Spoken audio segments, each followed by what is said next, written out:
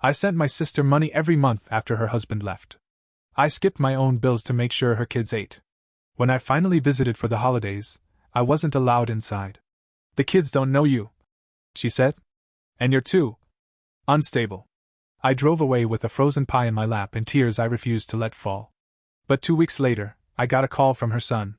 He told me what she did with the money and My name's May. I'm 42 years old, live in a small apartment in Des Moines, Iowa. I work at a hardware store. I don't have kids. I never married. I've always been the one who stays quiet, who minds her own business, who helps without asking for much in return. That's just how I was raised. Or at least, how I turned out. My sister, Tara, was always different. She was loud, pretty, the one who always had some guy wrapped around her finger. People liked her. Even when we were kids, teachers gave her more leeway. She was charming. I was the quiet one who got forgotten at school pickup. But despite everything, I always loved her. I mean, she's my sister. When Clint, her husband, took off, I didn't hesitate. She called me one night crying so hard I couldn't even make out words. I had to calm her down just to understand what happened. Clint packed up and left. No warning. No note. He was gone. She was alone with 3 kids, Kyle, Jenna, and Liam.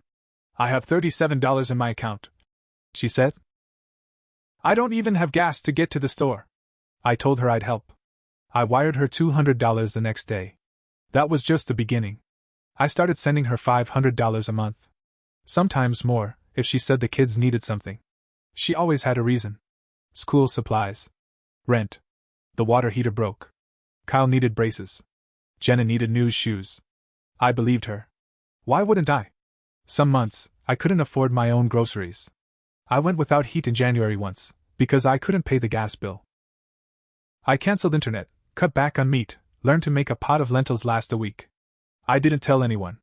I figured this was just what family does. But over time, I noticed something. She stopped picking up the phone when I called. I'd send messages asking for pictures of the kids and get excuses. "Jenna's sick. Kyle's grounded. We're busy with homework." Birthdays came and went. I'd send cards. Toys. Clothes. I never got a thank you. Not even a text. Still, I kept sending money. It went on for over 5 years. I sent her close to $30,000 in total. I tracked every transaction in a notebook. I guess I thought someday it would all be worth it, like, the kids would grow up knowing their aunt had their back. I pictured them hugging me at holidays saying, "Thank you for everything." But that's not what happened. This past Christmas, I had a rare full week off work. No one else in the family was doing anything, so I decided to drive out to Rockford. It's not that far. 5 hours. I made an apple pie from scratch the night before, wrapped presents, filled up the tank. I was nervous. I hadn't seen the kids in person since Kyle was 10. But I was excited. When I got to her street, I almost didn't recognize the house. She had new siding, a fancy fence, and a Christmas wreath that probably cost $100. There was a silver SUV in the driveway with dealership plates. I thought maybe things had turned around. Maybe she got a job.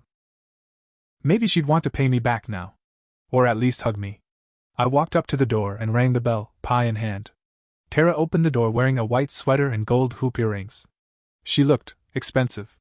"May?" she said, confused. "I wanted to surprise you," I said, smiling. "I brought gifts and a pie." Her face changed. Like I'd shown up to a stranger's house. "You should have called first. I wanted to surprise the kids. They're not here right now," she said. "They're with friends." "Oh. Okay. I can wait." She stepped outside and shut the door behind her. That's when I knew something was wrong. She folded her arms. "Look, I don't mean to be rude, but the kids don't really know you anymore. And I think it might be better if you didn't come in." "What?" she sighed.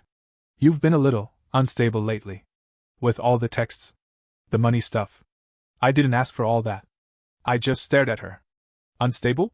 It's just a lot, okay? I'm doing better now. We don't really need help anymore. I hope you understand." She walked back inside and shut the door. I stood there for a long time. I don't even remember getting back in my car. I drove home with the pie in my lap. I didn't cry. Not because it didn't hurt, but because I felt hollow. I told myself I'd never speak to her again. That I'd write it off. Then 2 weeks later, I got the call. It was Kyle. His voice was deeper, almost unrecognizable. "Hey Aunt May," he said. "I need to tell you something, but please don't tell my mom I called." I pulled off the road and put the phone on speaker. "I found your name in her bank transfers. She's been getting money from you, right?" "Yeah," I said, my voice barely coming out. "She tells everyone she gets child support from Dad. But she's lying. He doesn't send anything. He works under the table now. He's got another family." My chest went tight. "I saw the transfers," he said. "You've been sending her money for years." "But she didn't use it for us." "What do you mean?" "She bought herself new teeth. She got lipo. There's a spa opening up downtown, she's putting money into that. But we still eat frozen pizzas and ramen. I have holes in my sneakers. Liam had to wear Jenna's old coat this winter. I didn't even realize I was crying until I felt it drip onto my jeans." "She said you were crazy," he whispered. "That you hated her. That you made stuff up. But I know that's not true now." Something inside me broke open that night. Not because I'd been used, though I had. But because she told her kids I was unstable, dangerous even. She poisoned them against me while taking my money and using it to build some Instagram-worthy life. That was the night I decided I wasn't done. Not by a long shot. After Kyle's call, I didn't sleep that night. I just sat at my kitchen table with that same old notebook where I kept every transfer, every dollar, every note of what I'd sent her. Page after page of sacrifice. She'd been living off me while turning her kids against me. And I wasn't even supposed to be angry? No. So I started digging. First, I called the spa. It wasn't open yet, but they had a temporary website up, Riverview Renewal, with a soft launch date and a list of partners. Right there under, founding contributors, was Tara's full name. Not just listed. Featured. She'd invested thousands. Maybe more. That same week, I got a call from my landlord. My rent was going up $200 next month. I stared at the wall and thought, she's remodeling her bathroom while I might have to move. I thought about walking away. But something inside me said no. I wasn't raised to burn bridges. But I also wasn't raised to be a doormat. So I made a plan. First, I called Kyle back. "You still want to talk?" I asked. "Yes." "Then we're going to do something. But only if you're sure." He didn't even pause. "I'm sure." Over the next few weeks, I kept it quiet. I didn't text Tara. I didn't tell her I knew anything. I went to work, came home, and stayed quiet. But behind the scenes, Kyle was feeding me everything. Screenshots of messages where Tara talked about me. Told her friends I was clingy, obsessed, probably bipolar. Pictures of receipts, hair extensions, spa supplies, flights to Florida for training retreats. Bank statements showing regular withdrawals right after my deposits hit. But the worst?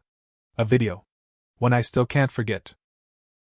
It was her birthday party last year. She didn't know Kyle was filming. Someone asked her how she managed to bounce back after Clint left. And she laughed. "May," she said. "My sad little sister. She thinks she's helping the poor kids. I let her. I mean, why not? She's too dumb to know better." Everyone laughed. Even her boyfriend. She used my name like a punchline. That video broke me. I sent it to myself, saved it twice, and made a decision. I wasn't just going to walk away. I was going to show everyone who she really was. Kyle helped me make a burner Instagram account. We posted old photos first, me and the kids, holidays, baby pictures. Then came the text screenshots. The bank statements, with account numbers blurred. Then the video. We titled it, "This is what my sister thinks of me after I sent her $30,000. We didn't add hashtags. We didn't promote it. We didn't have to. It exploded. People shared it. Commented. Tagged others. Within 3 days, the post had 12,000 views. The comments were brutal. "I'd die before using my sister like this. She's evil. Flat out. Where's the refund, Tara?" It wasn't just strangers. Our cousin Sarah reached out. She'd sent Tara $1,000 2 years ago when she said her car got repossessed. Turns out she bought concert tickets that week. Even Tara's old friends started turning. Some messaged me privately. But I wasn't done. I had one more thing planned. A legal thing. I printed every transfer record. Every message where she asked for help. For the kids. Every time she said she needed money for food or medicine. Then I spoke to a lawyer. "Can I do anything?" I asked. He took one look at my folder and said, "Yes." I filed a small claims case. I didn't want everything back. Just enough to make it sting. Enough to make her show up and face what she'd done. Word got around. And that's when she called. For the first time in over a year, Tara called me. I let it go to voicemail. Her voice was tight. Controlled. May, I don't know what's going on, but you need to stop. You're making a fool of yourself. This is harassment. You're unstable. I've always said that. Please get help. Then she added, I'll have my lawyer contact you. She didn't have a lawyer. But I did. I wasn't scared anymore. About a week after she left that voicemail, I got a knock on my door. It was a courier, handed me an envelope, asked me to sign. Inside was a cease and desist letter, supposedly from a law firm in Rockford. But the letterhead looked fake. The grammar was off. No phone number. Just a P.O. box and Tara's name signed at the bottom like she thought that would pass. I laughed. She was bluffing. She thought I'd scare easy. But she didn't know me like she thought she did. I kept the letter, scanned it, and sent it to my actual lawyer. He confirmed what I suspected. It was garbage.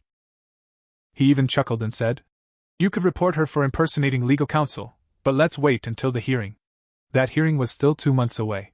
In the meantime, I kept getting updates from Kyle. He told me she was spiraling. People from their church were asking questions.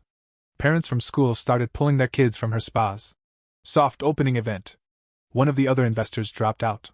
The best part? Someone sent the video to her ex, Clint. He reached out to Kyle out of the blue, asking if it was true. Kyle sent him everything. Clint showed up at Tara's house 2 days later, demanding to know where the money went.